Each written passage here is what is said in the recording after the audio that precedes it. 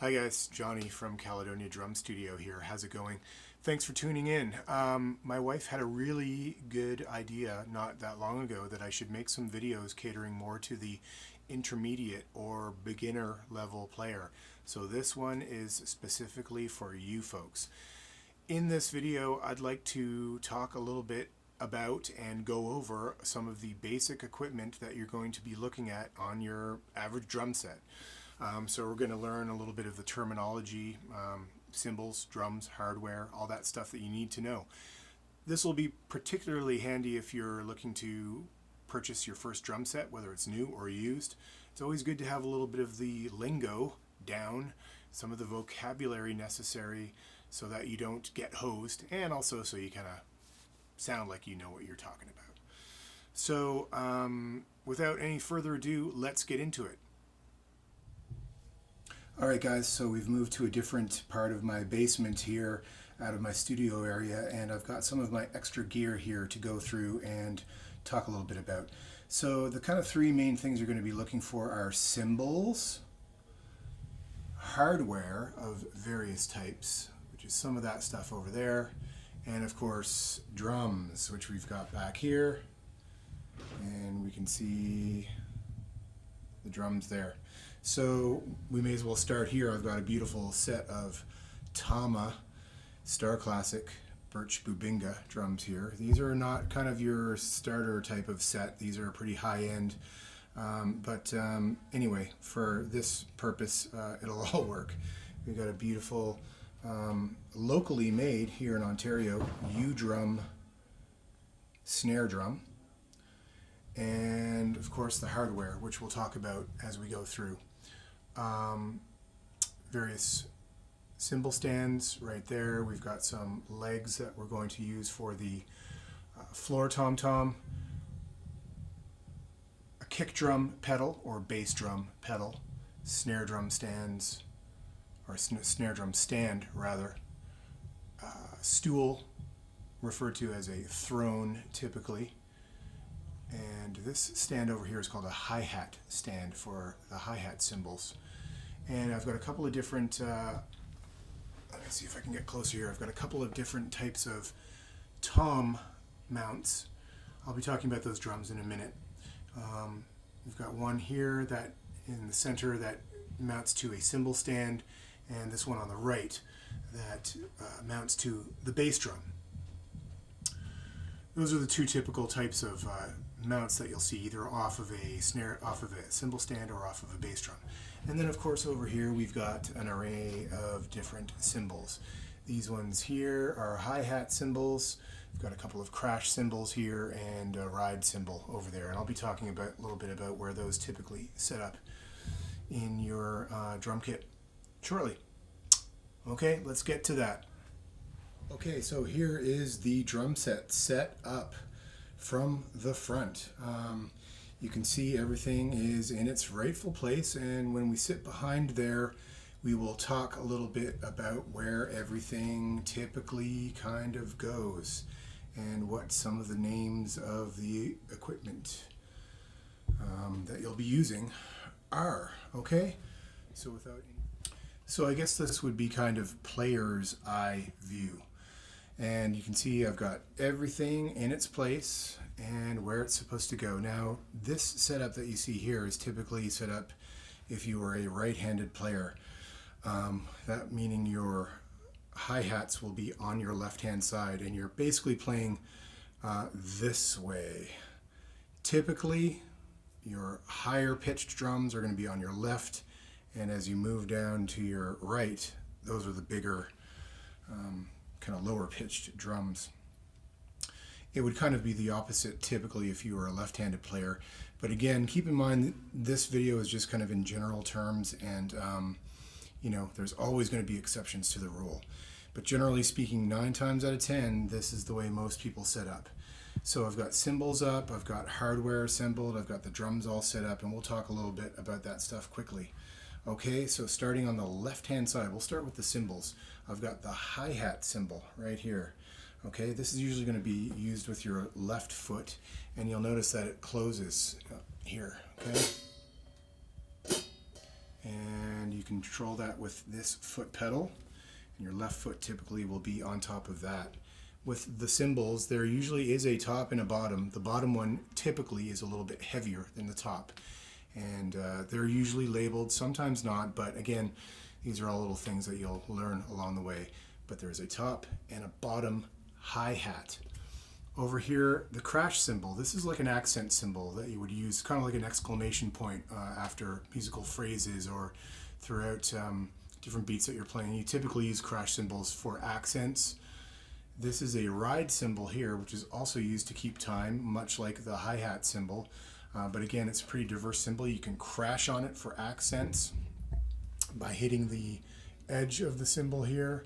You can also hit the bell, which is this part of the cymbal here, for more kind of ping, ping, ping kind of accenting throughout the music. So ride cymbal, crash cymbal, hi-hats. With the drums, one of the main drums you'll be using is the snare drum. That's this one right here. Again, this is a beautiful drum made by a local company here, U-Drum. That's U-D-R-U-M. They're based out of Burlington, Ontario, Canada. Highly suggest you check them out. This is a really, really beautiful drum that I've got from those guys. I digress. Anyway, moving along to the drums. Over here we have a 10-inch diameter tom-tom, also sometimes called a high tom because it's a smaller, higher pitched drum, or a rack tom because it's mounted on a rack right here. Now sometimes this rack can be mounted to cymbal stands. There's different cymbal stand mounted racks. This one actually mounts off a bass drum mount.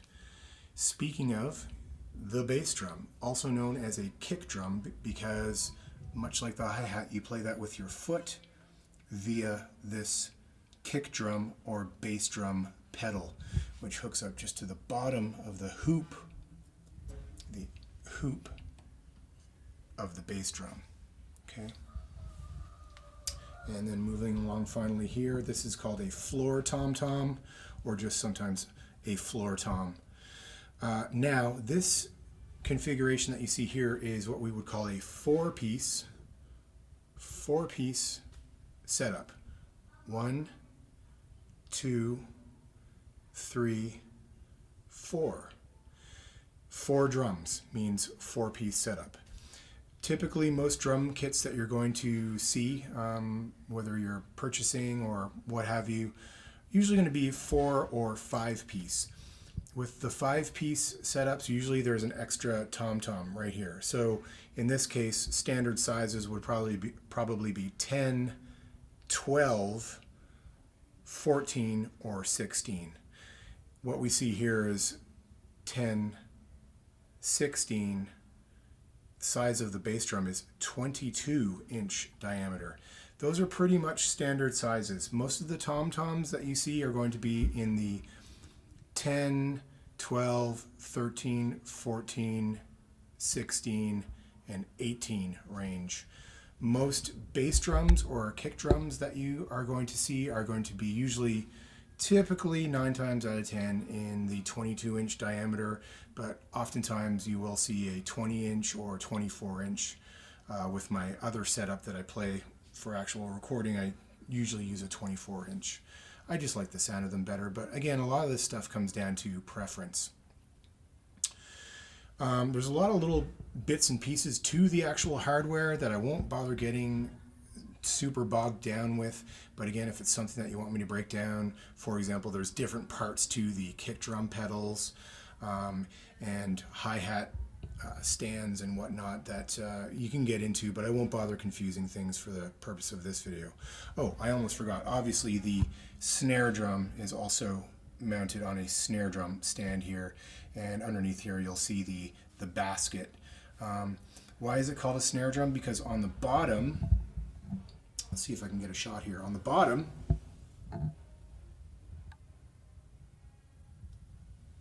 you'll notice snare wires, and that's what gives it its kind of sound when you hit it. So this is kind of the bread and butter setup, And 9 times out of 10, this is what you're going to see from your playing view. With drum heads, that is the skins that you have on top, nowadays are typically made out of plastic. The top head is typically referred to as the batter side or the batter side. The bottom, the resonant side. Batter, resonant, or top, bottom. Also a super simple way to remember that. You'll notice that the floor tom is mounted on legs here, and of course it sits on the floor. Sometimes you will get mounted floor toms, which are mounted similar to this rack tom, except they are positioned in the same spot that you would normally have a floor tom. So again, it can get a little bit confusing, but typically speaking, a floor tom is found in this position, and it is mounted via these legs on the side here, which of course they sit on the floor. Drums will come in different sizes, but the big thing you're going to need to pay attention to, of course, is the diameter. That's going to be a big thing that figures into your comfort level of playing. Some people like bigger drums, some people like smaller drums. To be honest, this is a little bit small for me. I don't typically play a 10-inch rack tom up here, but I don't have the other one right now that mounts here, typically a 12-inch or a 14-inch that I would play up here. I like kind of bigger drums. But that's just me. I'm a big dude, and I just feel more comfortable behind bigger drums. And to me, I just kind of like the girthiness of them. They just kind of sound a little bit better. But these small drums definitely have a really beautiful pop to them. And again, a lot of it comes down to just preference. All of the big companies that you'll see will have a wide variety of different sizes available to you. Let's see, what else can we talk about? Again, much like the other drums, snare drums come in different depths and diameters. Your typical size is going to be a 14-inch diameter, and the depth can vary. Sometimes they're quite shallow, like a 3-inch or 3.5-inch. Other times they're quite deep, like a 6 or 6.5, like we see here, or even 8. Very, very deep snare drums, and of course different materials, much like the other drums themselves. Sometimes they're made out of different types of wood or even acrylic drums. Those are the see-through drums that you see that are popular with a lot of people nowadays. Drums will come in different depths, snare drums and the others as well, and a lot of that comes down to personal preference. So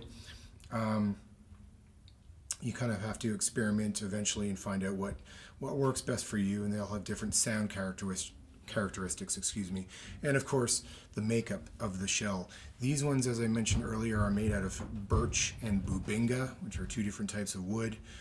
This snare drum is a metal snare drum. I actually forget what it is. I think it's nickel-plated steel, nickel over steel, or it might be a brass drum. I can't remember. I'll have to ask Paul from U-Drum who made it for me, and I apologize, but I can't remember. I think it's maybe a brass shell with a kind of black nickel finish, but it sounds wicked. But again, can be lots of different material that you'll see. Snare drums made out of birch, maple, again acrylic, different types of metal, copper, aluminum, steel, brass, you name it. And all of these things will factor into what kind of sound you get.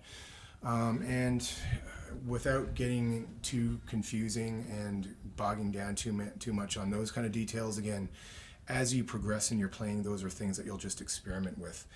Similarly, with cymbals, they all come in different sizes. Over here I have actually 13-inch hi-hats diameter again. This is an 18-inch diameter crash, and this is a 20-inch diameter ride cymbal. Again, these can come in all kinds of different sizes, and there's all kinds of different cymbals as well that you may see for effects. Smaller cymbals or even china-type cymbals, gongs. these types of things. But for your basic setup, this is kind of what you're looking at. A lot of times you'll see an extra crash cymbal, maybe positioned over here, just so you have another accent cymbal on this side that you can get to. But again, this is your bread and butter. Crash cymbal, ride cymbal, hi-hats. Most of the playing that you're going to be doing is going to be between your kick drum, your snare, and your hi-hats or your ride cymbal. It's those voices in your setup that really kind of make 90% of what you're going to be playing. So it's really, really important to get familiarized with this stuff. And hope you find this helpful. We'll take a little bit of a wider shot on the drum kit here. That's what it's going to look like standing back a bit. And again, one other thing I should talk about, the drum heads. You'll notice that I have two different colors here. This is just a different finish on a drum head that I'm trying out, a black ebony finish. These ones are what they call coated. Both of these are coated. This is a black coated head, this is a white coated head, and they also come in clear drum heads like you see on the kick drum batter or the side that I'm hitting. And again, a lot of that just comes down to personal preference, and they do sound a little bit different. They also come in different thicknesses. I like to play a double-sided head on the top and a single ply on the resonant or on the bottom for my tom-toms. For my kick drum, I sometimes play a clear, sometimes I play a coated, it depends. Coated heads to me on the top, they give a little bit more of a dry, kind of vintagey sound. If that's what you're going for, great. But again, a lot of the drum kits that you're going to see out there either have clear or these coated heads on the tops. Top heads are obviously very important because those are the ones you're going to be smashing, and you can experiment a lot with different sounds with drum heads as well as cymbals. So there it is, the main kind of components to the drum kit. Really quick. I hope I didn't miss too much stuff. Again, I would appreciate if you let me know at the end of this video. Okay? Okay, you guys, I hope you got a little bit of something out of that video. I really tried to keep it as basic as possible. And sometimes, you know, you can just kind of go on and on with things. So I really hope it was basic enough and gave a good overview of the equipment that you're going to be using. Thanks a lot for tuning in. Make sure to leave comments and let me know how this video was, if it was informative or not. It's always good for me to know so I can cater things in the future. And of course, hit that subscribe. I really would appreciate if you did that. Yeah, so we'll see you on the next one. And remember, keep on smashing those drums and enjoy your playing. Johnny from Caledonia Drum Studio signing off for now. Thanks for tuning in.